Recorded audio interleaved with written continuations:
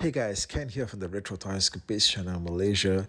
The big news to share today is that the Haslab Ectomobile, their extravagant electronic ECTO-1 model that's fit for 6-inch scale figures, has in fact successfully funded. This thing was put up on Kickstarter almost about 6 weeks ago. It had a target of 12,000 backers in order for it to successfully fund. 12,000 backers who had to pay a total of anywhere between 324 for a base model to 399 for the full deluxe version. Hell, let's just call it 400 bucks, shall we? Okay. Anyway, this thing has successfully funded. So congrats to the Haslab team. Congrats to everybody out there who backed this thing. It will become a reality. And for a while there, it almost seemed like it wasn't going to happen. Okay, I put out a video on this a couple of days ago. Back when this thing just stalled, it was at about 9,000 backers or so. And it had something like about 2,800 people more to go in order to make this thing happen. And it was just stalled there at that number for a couple of days. And it had something like about 6 more days to go. And it just seemed like it wasn't going to happen. Shortly after that video went out, it seemed like there was a spike in a day or two. And this thing just started moving up again. Now, I like to think that the videos that I put out here do contribute a lot in raising public awareness. But having said that, the Ghostbusters franchise does have a lot of really hardcore fans out there. And they always seem to come through with the payments. Whatever Haslab tells them to pay, they'll pay. However, when it came to this particular release, it just seemed like the fans were holding back a bit. I mean, sure, they knew they had to invest in this thing at some point before the entire concept itself gets blasted away into oblivion for good. Just like Zool at the end of that first movie. Okay, remember that? But at the same time, they also wanted to keep Haslab in suspense as to whether or not this thing will actually happen. Because the fact of the matter is, at the end of the day, a lot of people were just not happy with the enormous price tag that was being attached to this item. Okay, that's for damn sure. This thing costing almost 400 bucks is like the future that we're looking at here for lavish 6-inch scale vehicles of this level. And definitely, okay, mark my words, okay, in probably about a year or so from now, this stuff is going to be charged at 450 bucks, maybe even 500, okay, for anybody who wants it. And definitely, yeah, there's going to be people who's going to pay up for it, for sure, for that one priced piece that they need in their collection. And toy companies are just going to keep on raising the bar on what is the expected pricing for items like these. So none of this stuff can ever, in fact, go down in price. It can only go up. And that's a fact.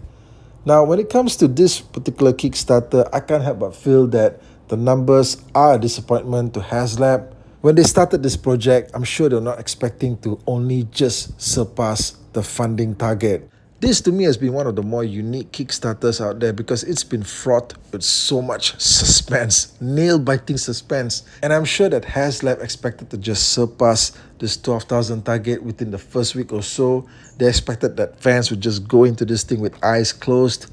That hasn't quite happened, I think, because Haslab has had to work really hard over the last couple of weeks to just make fans understand that they need to purchase this thing. So they gave us stuff like the Louis Tully figure up front without even having to reach its stretch goal. They just gave it to us up front.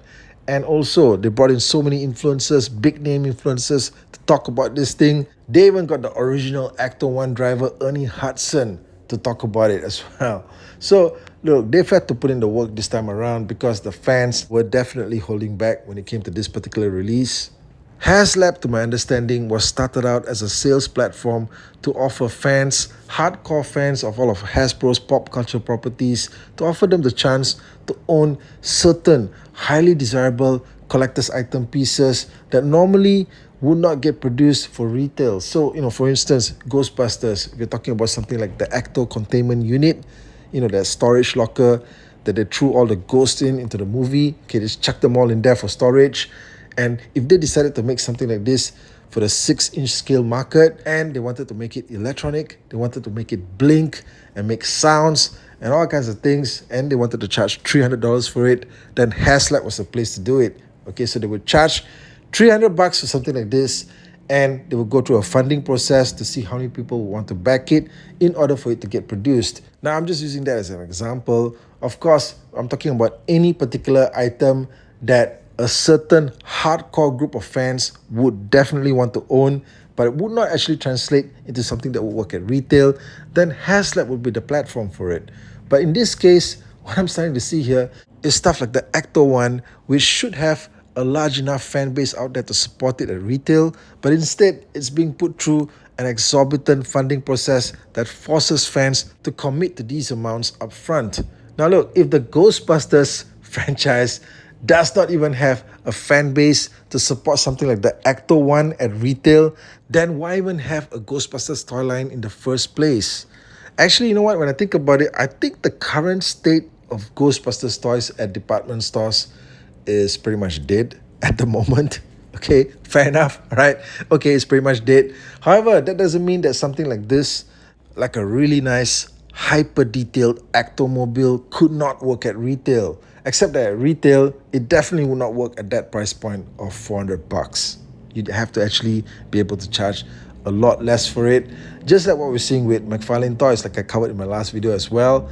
They've been able to put out so many gigantic 7-inch scale Batman vehicles at retail. Some of those come with figures. Some of them are electronic, and they only cost about $100. And if they can put out stuff like that at retail at that price point, then why does stuff like the Actomobile need to be $400? And you can talk to me about stuff like licensing fees that Hasbro needs to pay. Well, I'm sure McFarlane has to pay them too, right? I mean, last I checked, McFarlane doesn't own Batman, right? I mean, he's done a lot of great Batman artwork, for sure, but he doesn't own the character, so he's got to pay the fees, same as anyone else, but his stuff gets to be charged a lot lower. How come?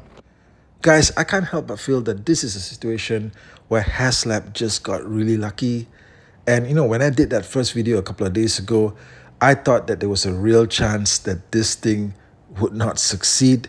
But it seems like the fan base showed up. Just when all things were pointing towards Armageddon, the fans turned up and saved this Kickstarter. As it stands right now, as of the time that this video is being published, this thing has got 13,000 backers with 1 day left to go. Haslab was saved once again by the fans. And would this make them perhaps a little bit more cautious with their pricing mechanisms for future items? What do you guys think? Now, I think that there's still a few more items that they're going to charge us like 400 or 400 and above on. Yep, definitely a few more items left to go. Okay guys, let me know what you thought of the video in the comment section below. Once again, if you have not backed this thing and you're planning to back it, you have 1 day left to go. This thing concludes in 24 hours. So guys, once again, congrats to everybody who backed this project. Congrats to the community that this thing is going to become a reality for you guys to own.